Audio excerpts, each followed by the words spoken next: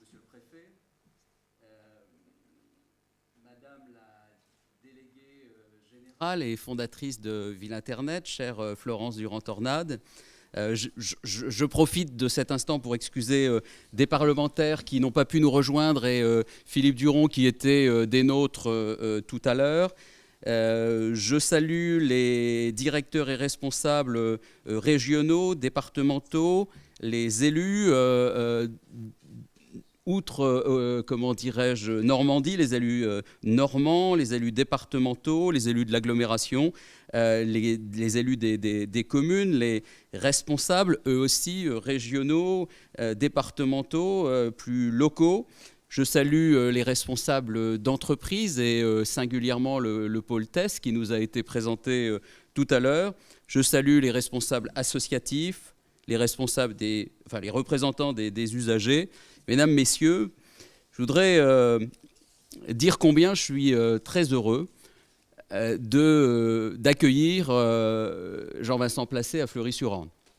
De l'accueillir parce que c'est toujours un honneur pour le maire d'une commune d'accueillir un membre du gouvernement. Mais c'est peut-être plus particulier en ce qui le concerne parce que, si, monsieur le ministre, vous me permettez l'expression, vous êtes un Fleurisien. Et donc, c'est bien avec cette qualité que je vous accueille chez vous, finalement, pour ces 3e assises territoriales de l'identité numérique qui, si vous me le permettez, me donneront l'occasion de dire quelques mots de Fleury-sur-Orne, ville que vous connaissez. Donc, je rappellerai peut-être deux caractéristiques de cette commune, singulièrement à vous qui êtes férus d'histoire. Parce que, d'abord, cette commune a connu de manière millénaire l'extraction de la pierre de Caen, je le rappelais ce matin, et qu'elle a, c'est une vérité historique, contribué à construire, avec Guillaume le Conquérant, la Tour de Londres.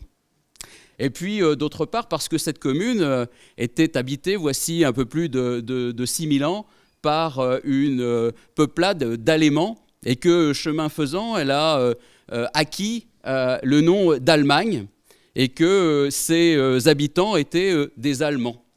Et comme on peut le comprendre, en 1916, au cœur du premier conflit mondial, alors que la bataille faisait rage autour de Verdun, autour de Douaumont, eh bien, le conseil municipal a souhaité changer de nom. Et il a choisi d'honorer cette commune de Fleury-devant-Douaumont. Entre, vous savez, les frontières ne sont pas grandes entre Douaumont et Fleury-devant-Douaumont, là où se retrouveront le président français et la chancelière allemande dans quelques semaines, le 29 mai précisément, pour rassembler nos peuples autour de cela. Mais en tout cas, à l'époque, la commune d'Allemagne, d'alors, son conseil municipal, a fait le choix d'honorer la commune de Vendouaumont. Elle a choisi le nom de Fleury, et pour lui donner une dimension géographique, sans doute, puisque le fleuve Orne irrigue notre commune, eh bien, elle a rajouté sur Orne. Nous sommes donc devenus des Fleurisiens en même temps que la commune s'appelait Fleury-sur-Orne. Je voudrais donc après Vannes, après Lille, avec ce relais que nous avons porté aujourd'hui, le transmettre à celles et ceux qui vont prolonger notre démarche, à Beauvais, à Verdun, à Dijon, à Mulhouse, un jour sans doute en apothéose en Île-de-France. Nous avons évoqué de nombreux sujets et à chaque fois positionné l'usager au cœur de l'ensemble des sujets que nous avions à traiter en termes politiques, en termes d'investissement, en termes d'usage. Nous avons en effet rappelé combien il était essentiel que l'usager soit au cœur de nos préoccupations. Nous avons positionné aussi la logique des petits pas. Nous ne sommes pas des Henry Kissinger pour autant, mais en tout état de cause, nous avons positionné cela comme étant des petits progrès du quotidien qui permettent souvent d'avancer plus vite qu'en rêvant et finalement en considérant, c'était une image utile, me semble-t-il, qu'a évoqué l'un de nos collègues, que pour aller de la Terre à Mars, il y a souvent une étape utile au niveau de la Lune. Le numérique a été également évoqué comme un objet d'inclusion à la fois économique, sociale, un objet d'inclusion politique au service de la population, enjeu fort en effet, qui se pose à nous aujourd'hui au travers des données, de leur propriété, de la sécurité des systèmes, de la sécurité des données elles-mêmes, et donc la responsabilité qui est celle de l'ensemble des acteurs publics et peut-être plus directement l'enjeu des responsables des collectivités territoriales. Nous avons évoqué bien évidemment la nécessité de développer la culture du numérique, le réflexe et avec des réflexes, en faire un réflexe, en faire, comment dirais-je, quelque chose de fondamental, et puis un certain nombre de paradoxes qui sont peut-être liés à tout cela, à la fois des jeunes très à l'aise avec ces sujets, qui sont capables de confier leur identité numérique aux fameux GAFA, mais qui en même temps ne vont pas confier un document administratif simple à une administration auprès desquelles ils résident. Et en même temps, cette frontière, cette barrière qui peut exister à un moment ou à un autre entre les usagers et le numérique. Et donc, dans cette perspective, nous avons eu, parce que je parlais de confiance, une présentation extrêmement aboutie, vous l'avez évoqué, Madame la déléguée générale, de France Connect, et un certain nombre de perspectives dont nous avons cru comprendre que l'État, le gouvernement, s'apprêtait à faire quelques annonces dans les semaines, peut-être les jours, je ne sais pas, peut-être nous le direz-vous, qui viennent. Nous avons posé ou évoqué les questions qui se posent aux collectivités locales. La question de la fracture numérique, bien évidemment, qui renvoie à des questions d'accès, à des questions peut-être aussi parfois qui relèvent de l'illettrisme, par exemple, de la capacité pécuniaire d'accéder, et donc plus globalement des usages aux outils de médiation, de modernisation en profondeur des pratiques lorsqu'elles s'adressent à... Et donc la manière dont chacun des acteurs est susceptible de se positionner sur ces sujets.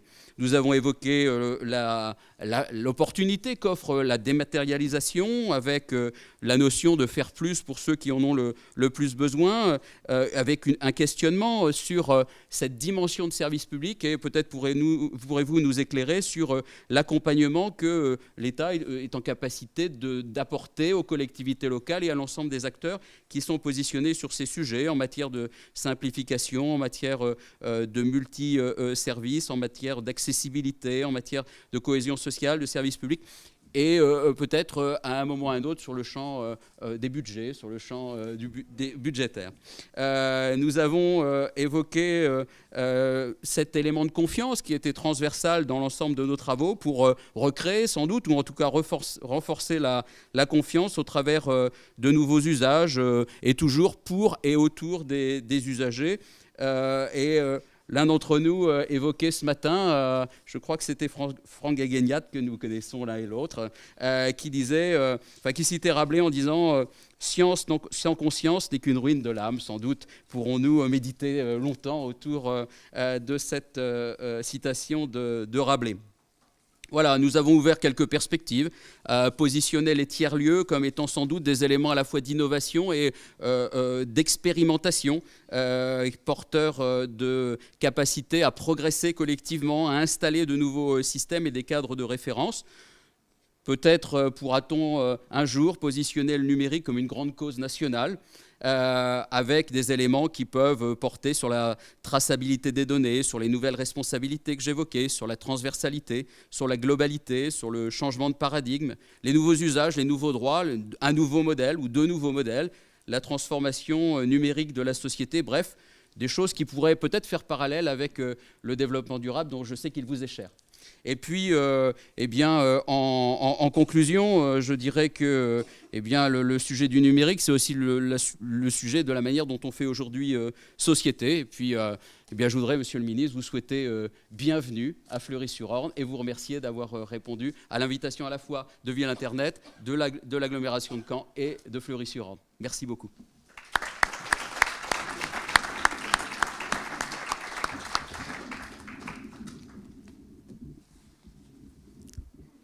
C'est sérieux là. Monsieur le préfet, cher Laurent Fiscus, monsieur le maire, cher Marc Le Cerf, tu m'en voudras pas, j'espère te tutoyer pendant mon intervention parce que nous nous connaissons depuis quand même, je crois, 26 ans. Hein. Alors il faut se méfier parce que dans 4 ans, nous serons des amis de 30 ans, donc on sait que le cap est difficile à franchir pour l'amitié, mais depuis 26 ans, nous nous connaissons et j'ai la chance, en effet, parce que tu as dit que j'étais presque un Fleurisien, de bien connaître la ville de Fleury, parce que l'amitié étant là, eh bien, nous avons eu l'occasion de réfléchir beaucoup sur l'avenir du monde, mais parfois aussi autour d'un bon verre ou d'un bon repas. Et je n'oublie pas les déjeuners à l'auberge de l'Île Enchantée, dont je sais que cette auberge fait encore le ravissement de tes administrés, même bien au-delà dans le département. Je me souviens aussi des réunions avec Claude Leclerc, avec Michel Maury, avec tous les amis qui était auprès de toi, Claude qui était maire, qui je crois est le maire honoraire, je le saluerai bien sûr tout à l'heure, Michel qui était son premier adjoint et toi qui étais déjà un jeune, brillant et moderne adjoint auprès d'eux. Je salue bien sûr les élus ici qui sont présents, et puis je salue Madame Durnand-Tornard qui est là, qui est la déléguée générale de Village Internet, et que nous connaissons bien maintenant parce que j'étais à Montrouge pour ma première sortie ministérielle, je crois, quelques jours après ma prise de fonction, et j'avais déjà tenu à venir, et aujourd'hui je fais mon premier déplacement en région, je ne dis pas province, parce que comme je viens d'ici, à chaque fois on a toujours un petit peu l'impression que quand un Parisien, ce que je ne suis pas, car je suis vraiment d'ici, quelqu'un dit la province, ça paraît un peu péjoratif, et donc je préfère dire région. Et si évidemment je suis venu ici pour ce premier déplacement, c'est évidemment par amitié pour Marc, je viens de le dire, pour aussi la belle cause qui est celle de Ville et Village Internet. Et puis aussi, je l'assume de le dire parce que il s'avère que je suis arrivé il y a 41 ans maintenant, ce n'est pas hier, de très loin, de Corée du Sud. J'ai eu la chance d'être adopté par une famille de Normandie qui est à Caen. Mes parents sont toujours à Caen et ça me fait évidemment très plaisir de voir que les boucles peuvent se boucler. Certains, paraît-il, me reprocheraient d'avoir trop d'ambition, mais parfois, j'ai envie de leur dire très gentiment que quand on arrive à 7 ans comme cela, de nulle part, et qu'on a cette chance formidable d'être dans un pays comme la France, d'être accueilli et intégré dans une famille de gens qui vous aiment, eh bien l'ambition, ce n'est pas quelque chose de négatif, au contraire, l'ambition, c'est quelque chose qui porte. Voilà. Et j'espère que ça peut être utile pour les autres. Et ça me permet de saluer Claude Leclerc, le maire honoraire de Fleury-sur-Orne, que je t'ai déjà cité, cher Claude. En plus, je suis très à l'aise parce que tu n'as pas changé. Hein, donc, viens, s'il te plaît, au premier rang, chez toi, dans les locaux municipaux. Alors, qu'est-ce que je peux dire de vos travaux qui ont été très studieux, très sérieux? Le compte-rendu qu'on vient d'en faire Marc montre d'ailleurs l'aspect exhaustif de tout ce que vous avez pu dire. Donc je ne sais même plus trop ce qui me reste à dire, mais je tiens déjà bien sûr à saluer votre travail.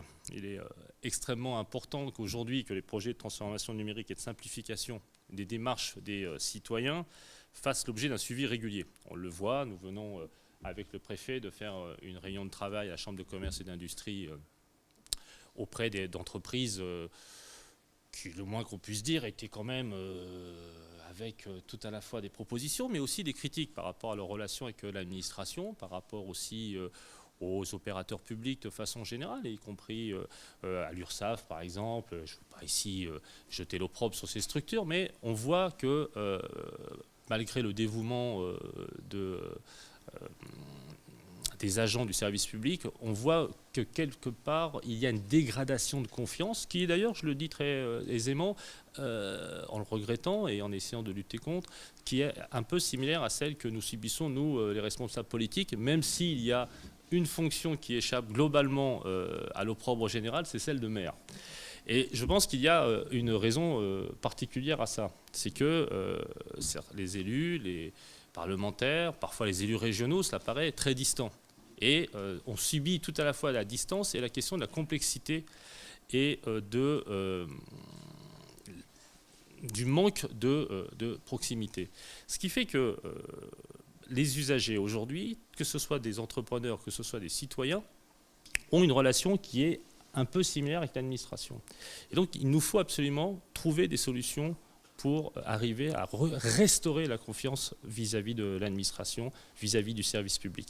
Et moi, je pense profondément que la révolution numérique, et moi je suis vraiment très heureux de voir l'engagement de l'association, de voir aussi à quel point en quelques années vous avez réussi à mettre en réseau, à intéresser, à motiver autant de communes. Et on voit aussi que ce ne sont pas seulement les grandes communes. C'est ce que j'avais dit à Montrouge en remettant le prix à Marc Le Cerf pour la ville de Fleury. Marc Le Cerf, cela fait très longtemps qu'il est engagé sur le sujet. Alors, ce sont les prix de 1 à 5 arrobas. Donc je sais que vous connaissez ça. Et là, on est arrivé quand même à la consécration suprême pour une commune de 5000 habitants, ce qui démontre justement qu'on peut tout à la fois allier la proximité de terrain, la taille d'une ville et arriver à avoir une excellence sur les questions du numérique.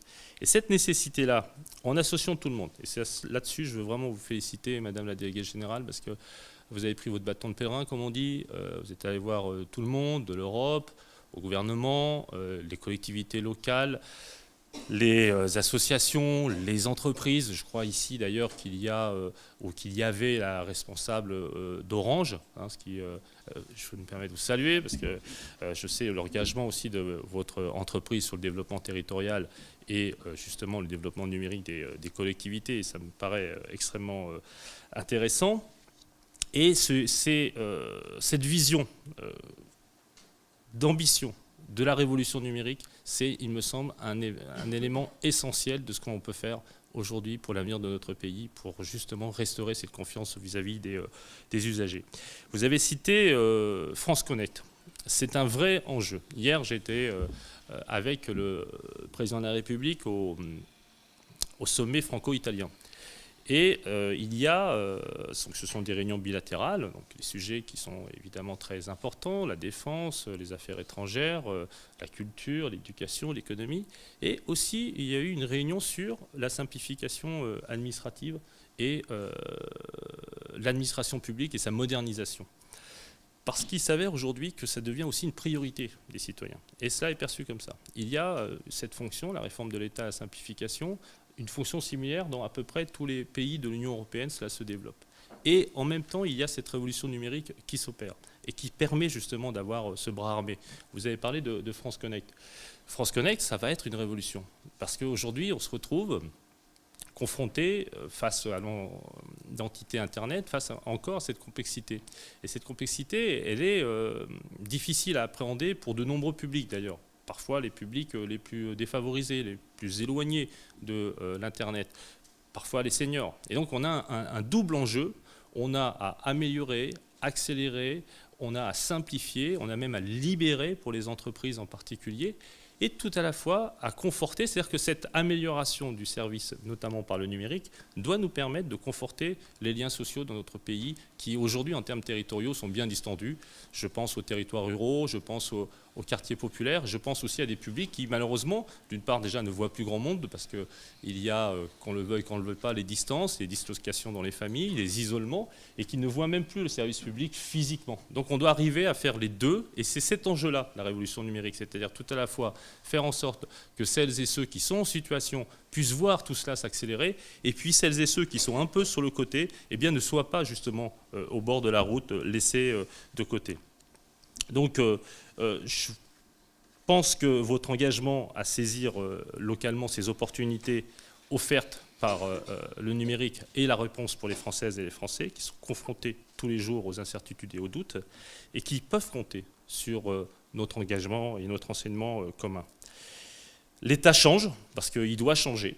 Nous en avons parlé tout à l'heure avec Monsieur le Préfet. Nous avons une réunion avec la préfète de la région Normandie. Je ne sais pas si elle va s'appeler Normandie parce que officiellement cela doit se décider dans quelques semaines, dans quelques mois. Et il y a un enjeu aussi qui est intéressant par rapport, et je m'écarte un peu du sujet des territoires numériques au sens strict ou des villes numériques, mais c'est comment on peut faire les révolutions numériques au sein de l'État. La fusion des régions doit nous permettre de réfléchir à ce sujet. J'ai vu l'ensemble des directeurs régionaux qui étaient là, que ce soit l'emploi, que ce soit la culture, que ce soit les affaires sociales, que ce soit l'alimentation, l'agriculture, la forêt, enfin tout le monde était là, le recteur était là bien sûr, et c'était une réunion très intéressante parce que On a posé les questions de fusion administrative, des personnels, des façons de travailler. Mais même, par exemple, sur les façons de travailler dans ces régions, pour apporter plus de services aux citoyens, la révolution numérique va être extrêmement utile. On doit pouvoir monter, ce que vous avez dit d'ailleurs, des communautés partenaires, de réseaux, sur chacune des thématiques, et sans d'ailleurs chercher à cloisonner.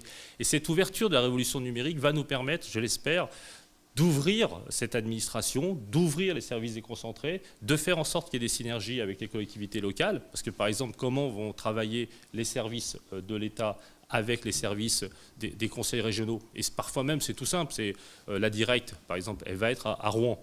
Eh bien, comment va s'adapter le conseil régional de la Grande Normandie par rapport à cette logique-là? Donc, il y aura tout à la fois des visions de regroupement et absolument des visions nécessaires de proximité. Donc c'est le même débat que vous portez sur la relation de l'usager vis-à-vis du service public globalement, de ce qu'on doit faire de façon déconcentrée, de ce qu'on doit faire au niveau des collectivités territoriales.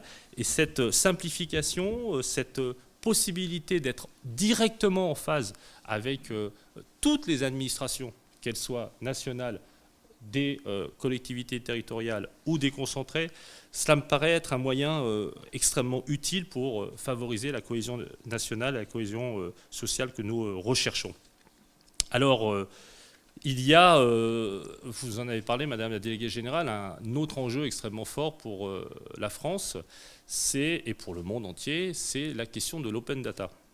Et nous avons la chance d'appartenir, la France, à un réseau qui s'appelle Open Government Partnership, donc partenaire pour un gouvernement ouvert en français, qui consiste à essayer de renouer le dialogue avec les citoyens, non pas seulement dans une relation de service ou de demande ou de prestation, mais pour le coup, et la journée d'aujourd'hui peut évidemment illustrer la relation que doivent avoir les pouvoirs publics ou le gouvernement avec les citoyennes et les citoyens, c'est la nécessité très en amont de discuter, de coélaborer, de produire ensemble, d'évaluer ensemble, y compris parfois d'expérimenter et de revenir sur les choses. Enfin bref, il faut beaucoup plus de souplesse dans ce que fait la puissance publique et dans ce que font les dirigeants.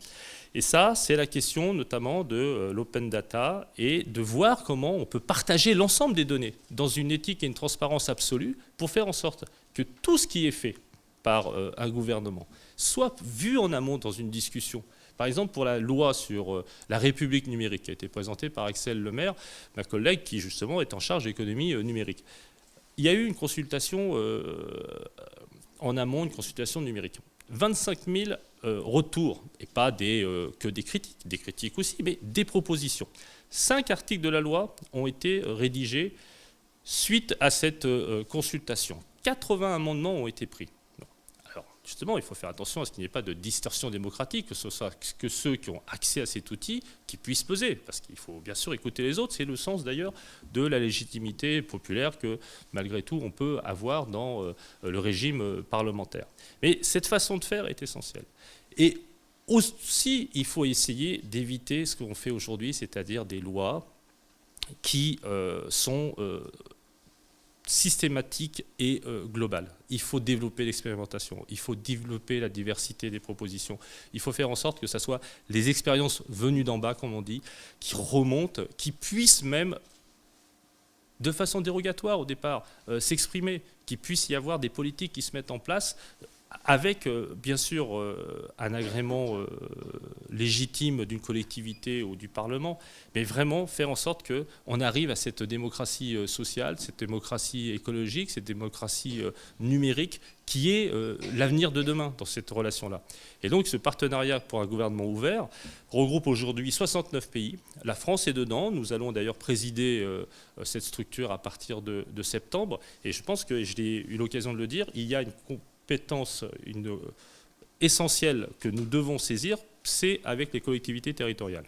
C'est-à-dire que c'est encore au niveau national, mais moi je souhaite qu'il y ait tout à la fois une déconcentration, je viens de le dire, de ce gouvernement ouvert, et au niveau des collectivités territoriales. J'ai déjà alerté, parce que je suis élu en Île-de-France, au niveau du conseil régional, au niveau de la mairie de Paris, au niveau de l'ensemble des collectivités. Ça doit être un mouvement permanent. C'est comme cela, je pense, qu'on va pouvoir retrouver la confiance de nos concitoyennes et concitoyens, je viens de le dire, en améliorant les procédures, en étant plus efficace, plus proche, en simplifiant, pour être vraiment au niveau du dévouement. Parce que je vous donne un exemple très simple.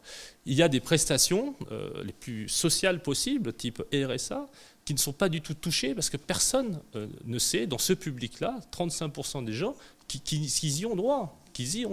Eh bien, les outils dont je viens de parler, ça doit permettre d'aller les chercher. Bien sûr, on peut physiquement aller les voir en tapant à la porte, mais ça doit compléter le porte-à-porte, si j'ose dire. C'est quelque part le porte-à-porte du service public, la révolution numérique que nous promouvons. Et France Connect, pour moi, c'est ça, cette finalité-là.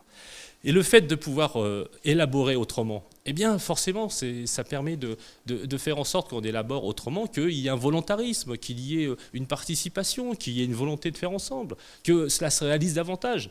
Parce que moi, je le dis, j'ai été vice-président au transport de la région, je passais beaucoup de temps à faire la concertation. Les gens me disent « Ah mais tu perds beaucoup de temps ». Et je lui dis « Non, j'en gagne ». Parce que moi, les projets que je monte, alors parfois ça ne marchait pas toujours, bon, c'est normal, mais on prenait le temps et on faisait ces discussions. Et à la fin, c'était plus accepté lorsqu'on avait fait les discussions que lorsqu'on arrive de façon brutale en disant voilà, le tracé du tramway, il est là. Bon, là, vous êtes sûr qu'il y a un blocage absolu. Et de la même manière, cela ne peut se faire qu'avec les collectivités territoriales, et j'en finirai là. C'est que vraiment, je suis très heureux. Hein. Je suis déjà venu à Montrouge, je suis à Fleury-sur-Orge, je peux venir ailleurs, parce que c'est pour moi, et très sincèrement, et ce n'est pas parce que je suis là que je vous dis ça, Madame la déléguée générale, c'est parce que c'est pour moi le prototype de la vie démocratique de demain. C'est faire en sorte qu'on mette en place ces réseaux de citoyens, ces réseaux d'associations, ces réseaux d'ONG, ces réseaux des collectivités territoriales. Et je répète, de toute taille, parce que moi, ça m'aurait fait de la peine qu'il n'y ait que Paris, Lyon, Marseille ou les grandes métropoles qui soient dans ces réseaux-là. Et c'est ça la révolution numérique, c'est qu'on soit ici à Fleury-sur-Orne. Je sais qu'il y a des communes rurales qui sont également membres et qui ont reçu des prix qui sont très en pointe et aussi des communes qui sont dans les quartiers populaires où malheureusement aussi le service public physiquement a un petit peu disparu. Donc vraiment, hein, de tout cœur, merci déjà de m'avoir permis de venir saluer mon ami Marc Le Cerf. Merci de me faire retrouver bon, même si je viens régulièrement, cette terre qui m'a si bien accueilli il y a 41 ans. Et puis surtout, merci pour tout le travail formidable que vous accomplissez. Et je pense que tant qu'il y aura des élus comme vous, des citoyens engagés, eh bien, nous pourrons croire avec espérance en la démocratie. Et j'espère que demain sera meilleur, notamment grâce à vos actions. Je vous remercie beaucoup.